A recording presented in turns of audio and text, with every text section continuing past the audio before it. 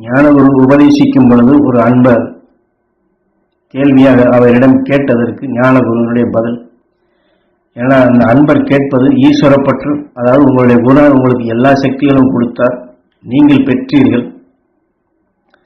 அவர் கொடுத்தார், நீங்கள் பெற்றீர்கள். ஆனால் நீங்கள் எங்களுக்கு ஒன்றும் கொடுக்கவில்லையே, உபதேசம்தான் சொல்லிக்கொண்டே போகின்றீர்கள். யாருக்காவது நீங்கள் அதை கொடுத்து அதை நாங்களும் பார்த்து அவர் சக்தி பெற்றார், இப்பொழுது உங்களை பார்த்து நீங்கள் குருநாதரிடம் சக்தி பெற்றோம் என்று நாங்கள் தெரிந்து கொண்டது போன்று எங்களை போன்ற மற்றவர்களுக்கு நீங்கள் கொடுத்து அவர்களை பெற்றார் வளர்த்தார் என்று நாங்கள் தெரிந்து கொண்டால் இன்னும் நாங்கள் ஆர்வமாக செய்ய ஏதுவாக இருக்குமே. ஏனென்றால் இது எங்களுக்கு ஒரு சந்தேகமாகவே தோன்றுகிறது. எங்களுக்கு ஒரு விளக்கம் வேண்டும், நல்ல பதில் வேண்டும் என்று அன்பர் கேட்கின்றார். அதற்கு ஞானகுருடைய பதில், இப்பொழுது என்னதான் உங்களுக்கு உயர்ந்த சக்திகளை கொடுத்தாலும் நீங்கள் எடுத்துக்கொள்ளும் முறையில் தான் அதை நீங்கள் தெரிந்து கொள்ள முடியும், அதை அனுபவிக்க முடியும். காரணம், உங்களுக்கு தெரியாமலே எவ்வளவு உயர்ந்த சக்திகளை கொடுத்து கொண்டிருக்கின்றேன் உங்களுக்கு தெரியாது. ஆனால் அது எப்படி இருக்கின்றது உங்களிடம் சொல்ல ஆரம்பித்தால் நீங்கள் என்ன செய்வீர்கள்? பூம்பா வேலையெல்லாம் செய்ய ஆரம்பித்து விடுவீர்கள். ஏனென்றால் இப்பொழுது அல்ல, ஆரம்ப காலத்தில் குருநாதர் எமக்கு கொடுத்த நிலைகளை அன்பர்களுக்கு கொடுக்கப்படும் பொழுது முந்தைய காலத்தில் இதுதான் நடந்தது. சக்தியை கொடுத்த பின் கொடுத்தவர்கள் எனக்கே சக்தி இருக்கின்றது, ஞான குருவின் சாமியினுடைய தயவு என்ன வேண்டி கிடைக்கின்றது என்று பீத்து கொண்டு போனவர்கள் தான் பெரும்பகுதியானவர்கள். அது கொடுத்த சக்தி அவரால் நல்வழி கொண்டு செயல்படுத்த முடியவில்லை. குருவுடைய தயவு எங்களுக்கு தேவையில்லை, எங்களுக்கு சக்தி கிடைத்து விட்டது என்று பீத்து கொண்டு சென்று விட்டார் என்று சொல்லினார். ஏனால் நான் ஆரம்பத்திலே குருநாதர் மூலம் பெற்ற அரும்பெரும் சக்திகளை எல்லோருக்கும் தெரிய, நீங்கள் எப்படி கேட்கின்றீர்களோ அப்படி தெரிய வைக்க வேண்டும் என்றுதான் விரும்பினேன். அந்த அற்புதங்களை தெரிந்து கொண்டால் உலகத்திற்கு எவ்வளவு நன்மை கிடைக்கும் என்றுதான் நானும் நினைத்தேன். ஆனால் அது எல்லாம் ஆசையை தூண்டி அவரவர்கள் எண்ணங்களை வலுப்படுத்தும் நிலையாகத்தான் முடிந்துவிட்டது.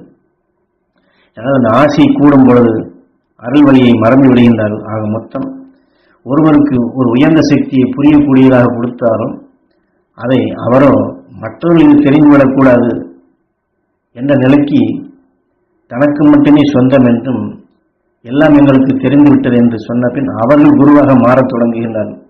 அவை எனக்கு தெரிந்தது, குருநாதருக்கு தெரிந்தது, மகர்ஷிகளுக்கு தெரிந்தது உங்களுக்கு தெரிய வேண்டும் என்று கொடுத்தாலும் அது தனக்கு மட்டும் உரிமையானது என்று கொண்டு சென்று விட்டார்கள், குருவாகவே மாறிவிட்டார்கள்.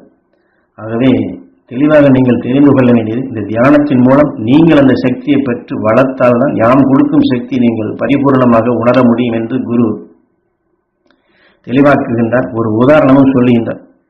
நீங்கள் சாப்பாடு எனக்கு போடுகின்றீர்கள், அதை பார்த்து நன்றாகத்தான் இருக்கிறது என்று நான் சொல்லிவிட்டால் மட்டும் போதுமா? நீங்கள் போடுகின்றீர்கள், நன்றாகத்தான் இருக்கும், நன்றாகத்தான் இருக்கிறது என்று சொன்னால் போதாது. ஏனால் அந்த சுவையான சாப்பாடை நான் முதலில் சாப்பிட வேண்டும், சாப்பிட்டால்தான் அது நல்லது. அதை நல்ல முறையில் நான் சாப்பிட்டு அந்த ருசியின் தன்மை அனுபவித்த பின் நன்றாக இருக்கின்றது என்று சொன்னால் சரியாக இருக்கும். ஆனால் இன்னொருவர் சாப்பிட்டு விட்டு நன்றாகத்தான் இருந்தது என்று சொல்லுகின்றார். நான் கேட்கின்றேன், எப்படி நன்றாக இருந்தது, எப்படி இருந்தது என்று கேட்கும்போது மீண்டும் மீண்டும் நன்றாக இருந்தது, ருசியாக இருந்தது, டேஸ்டாக இருந்தது என்று சொல்லிக் கொண்டு போனால் எப்படி நன்றாக இருந்தது என்று கேட்டால் சொல்ல தெரியவில்லை. உதாரணமாக இது ரொம்ப மெய்ஞானத்தின் உணவை தெளிவாக இந்த இடத்தில் உணர்த்துகின்றார். இது நாம் அவசியம் தெளிவாக தெரிய வேண்டிய விஷயம். நம் உடலிலே ஒரு இடத்திலே ஒரு புண் வந்து விடுகின்றது என்று வைத்துக் கொள்வோம்.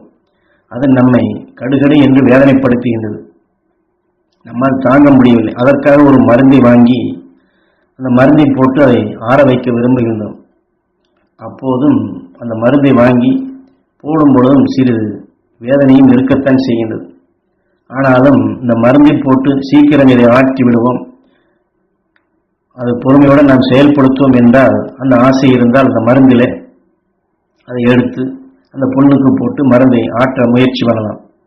ஆனால் மருந்தை போட்டு சிறிது நேரத்திலோ அல்லது சிறிது காலத்திலோ கடுகடுப்பு அதிகமாகிவிட்டால், என்ன இப்படி ஆகிவிட்டது,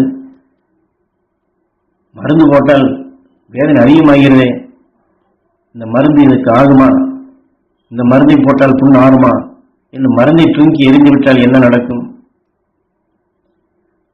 மருந்து போட்டால்தான் புண் குணமாகும்.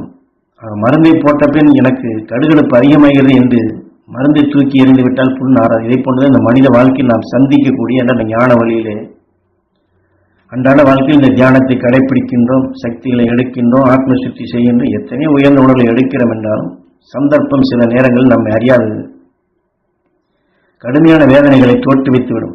அது எத்தகைய வேதனைகளையோ துன்பங்களையோ தோற்றுவித்தாலும் அதை மாற்றியமைத்து ஞானிகள் உணர்வில் நாம் அவசியம் பெற வேண்டும். அது அந்த புண்ணுக்கு வேண்டிய மருந்தை போட்டு அதை ஆற வைப்பது போன்றுதான் மகிழ்ச்சி உணர்வை நாம் எடுத்து அதன் வழியிலே தான் நாம் இந்த வேதனையும் துன்பங்களையும் துயரங்களையும் போக்கி அந்த சக்தியினுடைய பலனை நாம் அனுபவிக்க முடியுமே தவிர இது ஏதோ ஜீபூம்பா வேலையும் மேஜிக் போன்றோ மந்திர வேலைகள் செய்வது போன்றோ கிடையாது. ஆக புண்ணுக்கு மருந்து போட்டு அதை ஆற்றுவது போன்றுதான் இந்த பிறவி என்ற பிணியை, இந்த நோயை நீக்க அருள்ஞானியின் உணர்வில் நுகர்ந்துதான் இதை போக்க முடியும். ஆகவே இதை தெளிவாக தெரிந்து கொள்ளுங்கள் என்று ஞான குருக்களை நமக்கு வழிகாட்டுகிறார்கள்.